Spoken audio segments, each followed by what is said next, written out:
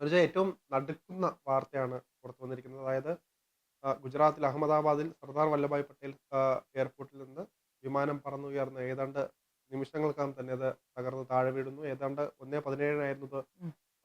Take off ചെയ്തത്. ഇതിനിടെയായിരുന്നു ഇന്ധന ടാങ്കിൽ നിറയെ ഇന്ധനം നിറച്ചിരുന്നു. അതുമായിട്ട് അത് പെട്ടെന്ന് പൊട്ടിത്തെറിക്കുകയായിരുന്നു.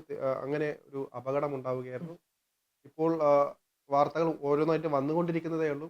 എത്രത്തോളം പേർക്ക് ഇതിനകത്ത് ജീവൻ നഷ്ടമായിട്ടുണ്ട്, എത്രയോളം പേരെ രക്ഷിക്കാൻ പറ്റിയിട്ടുണ്ടെന്നറിയില്ല. ആശുപത്രികളിലെല്ലാം തന്നെ ഇപ്പോൾ ആ, പരക്കം പായുകയാണ്. കാഷ്വാലിറ്റികൾ ഇനിയും കൂടുമെന്നാണ് അറിയുന്നത്. വരും മണിക്കൂറുകൾ എന്തായാലും നിർണായകമാണ്. ഏതാണ്ട് 230ഓളം പേരും 12 ക്രൂ മെമ്പേഴ്സുമാണ് ഉം. അതിനകത്ത് ഫ്ലൈറ്റിലുണ്ടായിരുന്നത്. എല്ലാവരും ഇതില് എത്ര പേർക്ക് അപകടം സാരമായിട്ട് ഉം. പറ്റിയിട്ടുണ്ടെന്നൊന്നും കൃത്യമായി തെളിവ് ഇപ്പം പറയാറായിട്ടില്ല. എങ്കിൽ പോലും പ്രാഥമികമായിട്ടുള്ള വിവരങ്ങൾ അനുസരിച്ച് ഏതാണ്ട് മൃതദേഹങ്ങളായിട്ടാണ് പല ബോഡികളുമായിട്ടാണ് അവിടെ ഇപ്പോൾ ആശുപത്രികളിൽ എത്തുന്നത് എന്നാണ് അറിയാൻ കഴിയുന്നത്. എന്തായാലും സങ്കടകരമായിട്ടുള്ള കാര്യമാണ്. നമ്മൾ ഏറ്റവും സുരക്ഷിതമെന്ന് വിചാരിച്ചിരുന്ന വിമാന യാത്രകൾ അതാ ഇപ്പോൾ വരുന്ന അവസാനത്തെ എനിക്ക് തോന്നുന്നു ഈ ഒരു വർഷത്തെ കണക്കുകൾ എടുക്കുമ്പോൾ വിമാനാപകടങ്ങൾ വർദ്ധിച്ചിട്ടുണ്ട്. എന്തായാലും അത് ഗുരുതരമായ ഒരു പ്രശ്നമായിട്ട് തോന്നുന്നുണ്ട്. എന്തായാലും തീർച്ചയായിട്ടും. സങ്കടകരമായൊരു വാർത്തയായിട്ടാണ് അതിനെ കണ്ടത്. നോക്കൂ, വിമാനം തകർന്നിട്ട് കുറച്ച് മണിക്കൂറുകൾ പോലും തികഞ്ഞിട്ടില്ല. അതിനുള്ളിലാണ് നമ്മൾ സംസാരിക്കുന്നത്. കുറച്ചധികം സമയമെടുക്കും ഇത് എത്രത്തോളം ആഘാതം സൃഷ്ടിച്ചിട്ടുണ്ട്, എത്ര പേർക്ക് ജീവൻ നഷ്ടപ്പെട്ടിട്ടുണ്ട്, എത്ര പേർ സർവൈവ് ചെയ്തിട്ടുണ്ടെന്ന് കണക്കുകളൊക്കെ ലഭിക്കാൻ നമ്മളും ഇപ്പോഴും അപ്ഡേറ്റുകൾക്കായി കാത്തിരിക്കുകയാണ്. എന്തായാലും എല്ലാവരും രക്ഷപ്പെടട്ടെ എന്ന് പറയണമെന്ന് ആഗ്രഹമുണ്ടെങ്കിൽ അങ്ങനെയുള്ളൊരു സ്ഥിതിവിശേഷമല്ല അവിടെയുള്ളത്. നമുക്കറിയാം, ഒരു എയർക്രാഫ്റ്റ് ഒരു ദീർഘദൂര യാത്രയ്ക്ക് പുറപ്പെടുമ്പോൾ സ്വാഭാവികമായും ഇന്ധന ടാങ്ക് നിറച്ചിട്ടുണ്ടാവും. അതുകൊണ്ട് തന്നെ ആ വിഷ്വൽസിൽ നിന്നും ഒരു വിഷ്വൽ നമുക്ക് ലഭിച്ചിട്ടുണ്ട്. ഫ്ലൈറ്റ് പറന്ന് ഉയരുകയും റൺവേയിൽ തന്നെ പറന്ന് ജസ്റ്റ് ഉയർന്നപ്പോൾ തന്നെ മിനിറ്റുകൾക്കുള്ളിൽ തന്നെ അത് തൊട്ടടുത്തുള്ള മരത്തിൽ ഇടിച്ചതിന് ശേഷം ജനവാസ കേന്ദ്രത്തിനെ കൂടെ എഫക്ട് ചെയ്യുന്ന തരത്തിലായിരുന്നു. അത് വലിയൊരു സ്ഫോടനം നടക്കുന്നുണ്ട്. സ്ഫോടനം കേട്ടുകൊണ്ടാണ് ആളുകൾ അവിടേക്ക് ഓടിക്കൂടുകയും വലിയ പുക ഉയരുന്ന ഒരു സാഹചര്യമുണ്ട്. അവിടേക്ക് ആളുകൾക്ക് റെസ്ക്യൂവിന് എത്താനുള്ള പരിമിതികളുണ്ട്. എന്തായാലും അഹമ്മദാബാദിലാണ് അമിത്ഷായും പ്രധാനമന്ത്രിയും അടക്കമുള്ള ആളുകൾ മുഖ്യമന്ത്രിനെ വിളിച്ചിട്ടുണ്ടെന്നാണ് പ്രാഥമികമായി മനസ്സിലാകുന്നത്. മാത്രമല്ല, ലണ്ടനിലേക്കുള്ള വിമാനമാണ് അല്ലെ. ഒരുപാട് വിദേശത്തേക്ക് പോകാനുള്ള വിദ്യാർത്ഥികളുണ്ടാവും. ബ്രേക്കിന് വന്നവരുണ്ടാകും.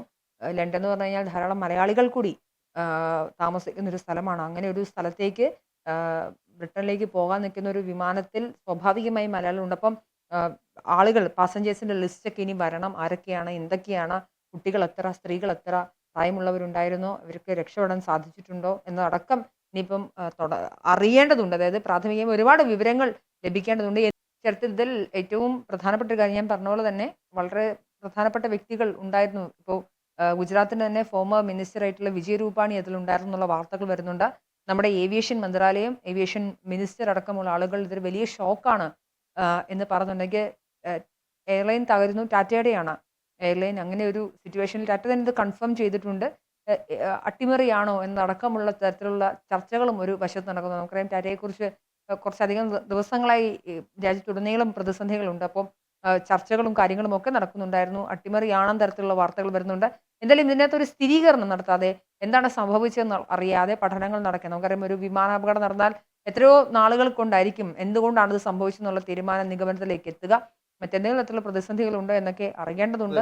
പ്രാഥമികമായിട്ട് ഇപ്പോൾ ഇന്ധന ടാങ്ക് പൊട്ടി ഉം. സ്ഫോടനമുണ്ടായിട്ട് പൊട്ടിയെന്നാണ് അറിയപ്പെടുന്നത്. എന്നാൽ പോലും ഇതിന്റെ ബ്ലാക്ക് ബോക്സ് ഒക്കെ ഉം. കരസ്ഥമാക്കിയതിനു ശേഷമായിരിക്കും കൂടുതൽ വിദഗ്ധ പഠനം വേണം. അതിനുശേഷമേ ഇതിനകത്ത് ഇപ്പോൾ ഒരു ആ, വ്യക്തമായൊരു ചിത്രം കിട്ടുകയുള്ളൂ. പൂർണ്ണമായിട്ടും അല്ലെങ്കിൽ പോലും വ്യക്തമായൊരു ചിത്രം കിട്ടുകയുള്ളൂ. മാത്രമല്ല ഇതിനകത്ത് പറയേണ്ടത് കഴിഞ്ഞ കുറേ ദിവസങ്ങളിലായിട്ട് തന്നെ കഴിഞ്ഞ കുറച്ച് മാസങ്ങളായിട്ട് തന്നെ ഈ ഇത്തരത്തിലുള്ള ഈ പ്രശ്നങ്ങളൊക്കെ തന്നെ വരുന്നുണ്ട്, നേരിടുന്നുണ്ട്. അടിയന്തരമായിട്ട് വിമാനം ലാൻഡ് ചെയ്യേണ്ട അവസ്ഥ വരുന്നുണ്ട്.